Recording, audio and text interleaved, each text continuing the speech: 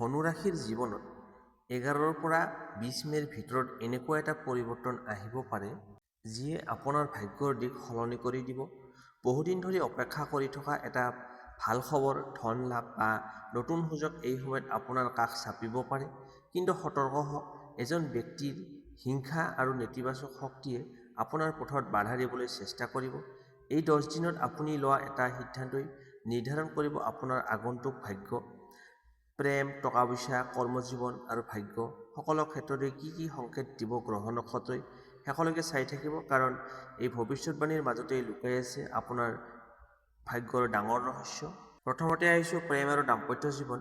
11ৰ পৰা 20 মে' 2026 ধনুৰাশিৰ প্ৰেম আৰু দাম্পত্য জীৱনত বহু গুৰুত্বপূৰ্ণ পৰিৱৰ্তন দেখা যাব।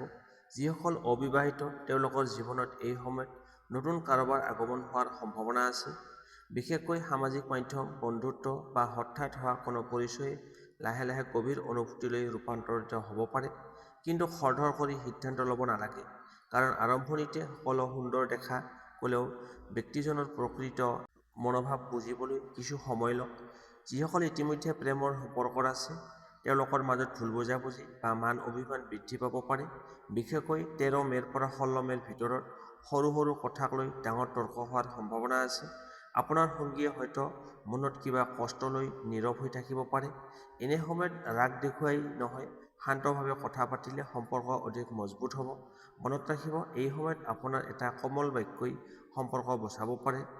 ধনুৰাশিৰ বহু মানুহে এই সময়ত অতীতৰ কোনো স্মৃতি বা পুৰণি প্ৰেমৰ কথা মনত পেলাব পাৰে।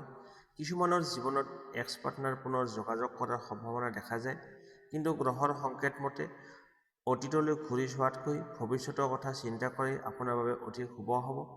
সকলো পুৰণি অনুভূতি পুনৰ সঁচা প্ৰেমৰ নহ'বও পাৰে। বিবাহিত জীৱনত এই সময়ত দায়িত্ব বাঢ়িব। সংসাৰৰ খৰচ, পৰিয়ালৰ সিদ্ধান্ত আৰু আত্মীয়-স্বজনৰ বিষয়ক লৈ স্বামী-স্ত্ৰীৰ মাজত প্ৰেছাৰ সৃষ্টি হ'ব পাৰে। কিন্তু ভাল কথা হৈছে যে দুয়োজনে যদি একেলগে সিদ্ধান্ত লয় তেন্তে ডাঙৰ সমস্যাও সহজে সমাধান হ'ব।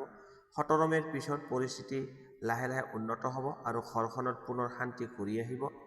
এই সময়ত বহু ধনুৰাশিৰ দাম্পত্য জীৱনত ইমোচনেল বণ্ডিং বাঢ়িব। বহুদিন ধৰি মনৰ কথা ক'ব নোৱাৰা সঙ্গীয়ে হয়তো নিজৰ অনুভূতি প্ৰকাশ কৰিব। একেলগে সময় কটোৱা, দীঘলীয়া কথা-বতৰা কৰা, সৰু ভ্ৰমণ সম্পৰ্ক অধিক মিঠা কৰি তুলিব। যিসকলৰ সম্পৰ্কত দূৰত্ব আহিছিল তেওঁলোকৰ বাবে পুনৰ মিলনৰ যোগ যথেষ্ট শক্তিশালী আছে।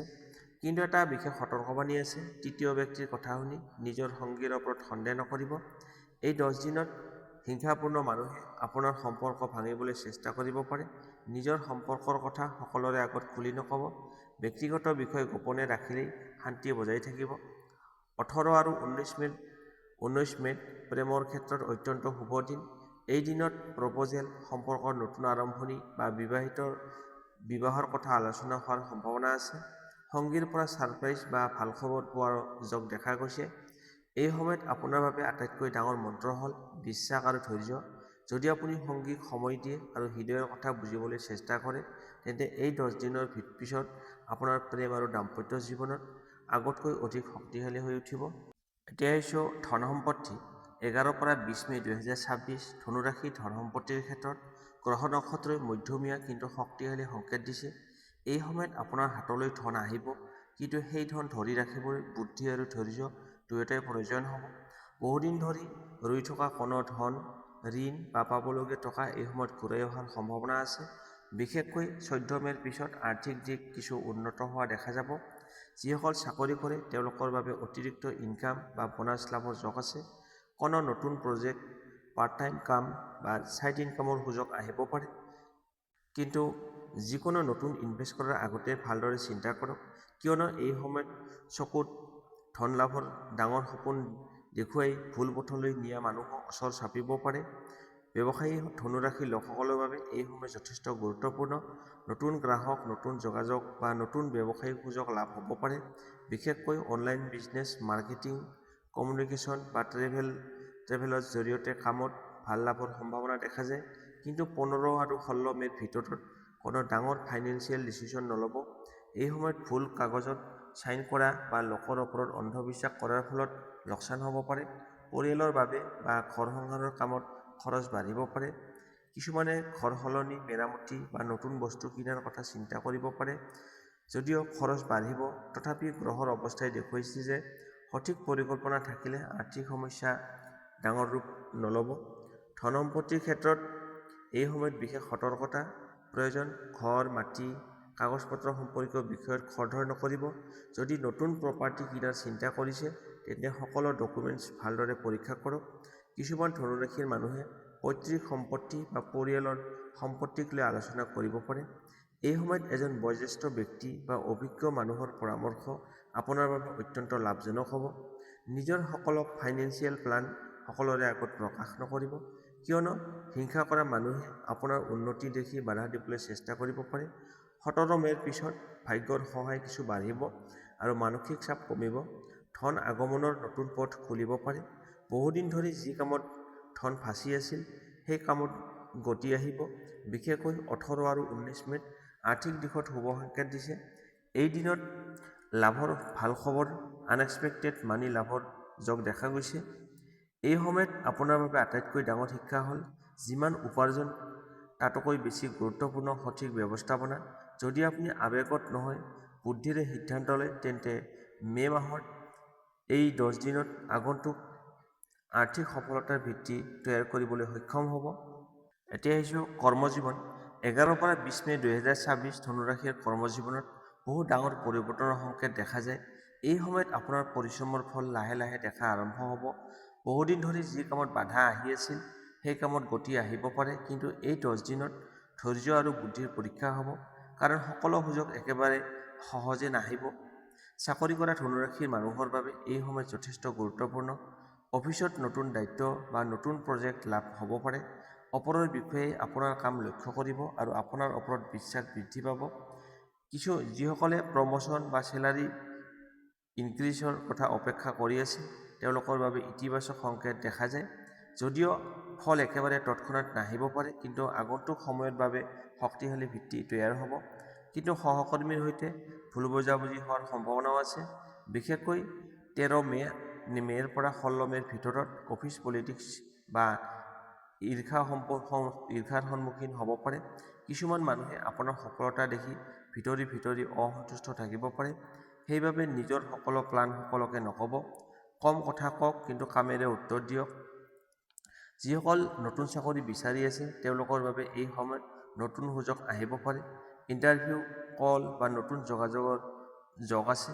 বিশেষকৈ communication, education, travel, media, online বা মেনেজমেণ্টৰ ক্ষেত্ৰত জড়িত থকা লোকসকলৰ বাবে ভাল সুযোগ পোৱাৰ সম্ভাৱনা অতি শক্তিশালী আছে। 18 আৰু 19 মে'ত চাকৰিৰ ক্ষেত্ৰত অত্যন্ত শুভ বুলি ধৰা হৈছে। ব্যৱসায়ী ধনুৰাশিৰ লোকসকলৰ বাবে এই সময়ত নেটৱৰ্কিং অত্যন্ত গুৰুত্বপূৰ্ণ হ'ব। নতুন মানুহৰ সৈতে যোগাযোগই নতুন লাভৰ দুৱাৰ মুকলি হ'ব। পাৰ্টনাৰশ্বিপ বিজনেছ কৰা মানুহে পাৰ্টনাৰৰ ওপৰত সম্পূৰ্ণ অন্ধবিশ্বাস নকৰিব। কাগজ-পত্ৰ আৰু টকাৰ হিচাপত স্পষ্ট ৰাখিব। যিসকল শিক্ষাৰ সৈতে জড়িত বা কম্পিটিটিভ এক্সাম প্ৰিপাৰেশ্যন কৰি আছে, তেওঁলোকৰ মনোযোগ কেতিয়াবা কমি যাব পাৰে। কিন্তু এই সময়ত কঠোৰ পৰিশ্ৰম কৰিলে মে' মাহৰ শেষৰ ফালে ভাল ফল লাভ কৰাৰ যোগ আছে। মোবাইল, এলেহুৱা আৰু নিগেটিভ চিন্তাৰ পৰা আঁতৰি থাকিব লাগিব। এই 10 দিন আপোনাৰ ভিতৰত নতুন এনাৰ্জি আৰু আত্মবিশ্বাস জন্ম ল'ব। বহু ধনুৰাশিৰ মানুহে অনুভৱ কৰিব যে তেওঁলোকৰ আগৰ তুলনাত অধিক মিচিয়ৰ আৰু ফ'কাছড হৈ উঠিছে। কোনো পুৰণি ব্যৰ্থতা বা হতাশাই এতিয়া আপোনাক থমকাই ৰখাব নোৱাৰিব। গ্ৰহৰ সংকেত মতে এই সময়ত এটা গুৰুত্বপূৰ্ণ সিদ্ধান্ত আপোনাৰ কেৰিয়াৰৰ দিশ সলনি কৰিব পাৰে। হয়তো আপুনি নতুন কাম আৰম্ভ কৰাৰ কথা ভাবিব, নহয় নতুন পথ বাছি ল'ব। যি সিদ্ধান্তই লওক শান্ত মনেৰে আৰু দূৰদৰ্শিতাৰে ল'ব। মনত ৰাখিব, এই সময়ত ভাগ্যতকৈ অধিক শক্তিশালী হ'ব আপোনাৰ ডিচিপ্লিন আৰু কনচিষ্টেন্সি। যদি আপুনি নিজৰ লক্ষ্য অটল থাকে, তেন্তে 11 পৰা 20 মে' এই সময়ছোৱাতেই আপোনাৰ কৰ্মজীৱনৰ নতুন অধ্যায় আৰম্ভ কৰিব পাৰে। এতিয়া হৈছে আপোনাৰ ভাগ্য। 11 পৰা 20 মে' 2026 এই সময়ছোৱাত ধনুৰাশিৰ ভাগ্যৰ অৱস্থা লাহে লাহে শক্তিশালী হৈ উঠা দেখা যায়। আৰম্ভণিতে কিছুমান কামত বাধা, দেৰি বা মানসিক অশান্তি অনুভৱ হ'ব পাৰে। কিন্তু 14 মে'ৰ পিছৰ পৰা ভাগ্য আপোনাৰ পক্ষলৈ ঘূৰি আহিবলৈ আৰম্ভ কৰিব। বহুদিন ধৰি যি কামত সফলতা পোৱা নাছিল, সেই কামত হঠাৎ সুযোগ বা সহায় লাভ কৰিব পাৰে।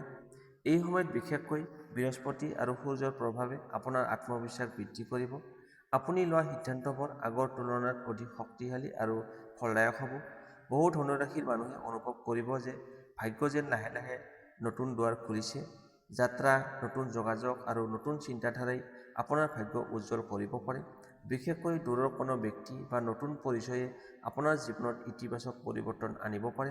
17 মে'ৰ পিছত হঠাৎ সুখবৰ, নতুন সুযোগ বা ৰৈ থকা কাম সম্পূৰ্ণ হোৱাৰ যোগ আছে।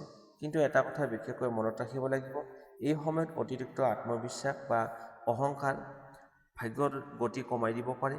কেতিয়াবা সৰু ভুল বা খৰধৰ কৰি লোৱা সিদ্ধান্তৰ ফলত ভাল সুযোগ হাতৰ পৰা ওলাই যাব পাৰে।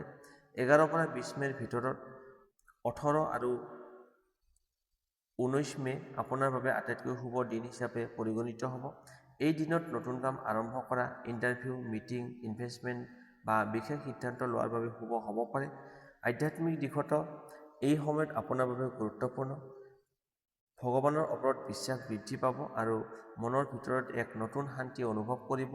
পুৱা সূৰ্যক পানী অৰ্পণ কৰা আৰু বৃহস্পতিবাৰে হালধীয়া বস্তু দান কৰিলে ভাগ্য অধিক শক্তিশালী হ'ব।